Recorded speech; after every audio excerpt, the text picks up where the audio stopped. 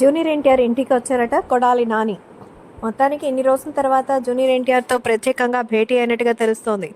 ఎన్టీఆర్ అలాగే కొడాలి నాని మధ్య మంచి సాన్నిహిత్యం ఉందని, ఇద్దరు మంచి ఫ్రెండ్స్ అని గతంలో కూడా తెలిసిందే. అయితే ఎన్టీఆర్ రాజకీయాల నుంచి తప్పుకున్న తర్వాత కొడాలి నాని రాజకీయాల్లో బాగా యాక్టివ్ అయ్యారు. ముఖ్యంగా తెలుగుదేశం పార్టీని కాదని మరి ఆయన వైసీపీలోకి వెళ్ళిన సంగతి తెలిసిందే. వైసీపీలో ఉంటూ ఆయన ఎమ్మెల్యేగా గెలిచి మినిస్ట్రీ కూడా చేశారు. ఈ నేపథ్యంలో తెలుగుదేశం పార్టీ పైన తన అక్కసుని ప్రతిసారి వెళ్ళగక్కారు. ముఖ్యంగా చంద్రబాబు నాయుడు గారిని, అలాగే ఇంకా లోకేష్ని, వాళ్ళ కుటుంబ సభ్యులనే కాదు చివరికి బాలకృష్ణని కూడా విమర్శించేంత వరకు వెళ్ళిపోయారు. సో దీంతో పరిస్థితి అంతా తలకిందులైపోయింది. సో అవకాశాలు ఉపయోగించుకోవడం తప్ప మరి చంద్రబాబు నాయుడిని, పవన్ కళ్యాణ్ని విమర్శించడమే పనిగా పెట్టుకున్న కొడాలి నాని దారుణంగా ఓడిపోయారు.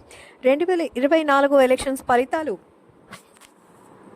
ఎంతో దారుణంగా వచ్చిన సంగతి తెలిసిందే.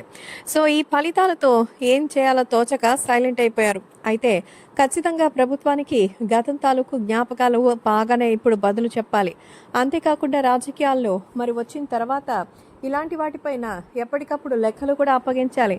అందుకే ఈ విషయంలో ఖచ్చితంగా మన జూనియర్ ఎన్టీఆర్ మరి ప్రత్యేకంగా భేటీ అయ్యి చంద్రబాబు ప్రభుత్వంలో తనకి ఎలాంటి ఇబ్బంది రాకుండా తప్పించుకోవాలని మరి కోరుకుంటున్నట్టుగా అయితే తెలుస్తోంది. అందుకే కొడాలి నాని ఎన్టీఆర్తో ప్రత్యేకంగా భేటీ అయ్యారా, లేదంటే అసలు పార్టీ ఫిరాయింపులే చేపడుతున్నారా? అసలు గెలిచిన 10 మంది ఎమ్మెల్యేలు ఇప్పటికే తెలుగుదేశం, జనసేన, బీజేపీ అంటూ 3 దిక్కులు చూసుకుంటున్నారు. సో జనసేనలోకి వచ్చేదానికి ఎవరికి మొహం చెల్లదు. ఎందుకంటే ప్రతి ఒక్క వైసీపీ వ్యక్తి పవన్ కళ్యాణ్ని ఎన్నో మాటలు మాట్లాడుంటారు. వస్తే వాళ్ళ పరిస్థితి ఎలా ఉంటుంది, అసలు నోరెత్తే అడగగలమా అనేది కూడా తెలుసు.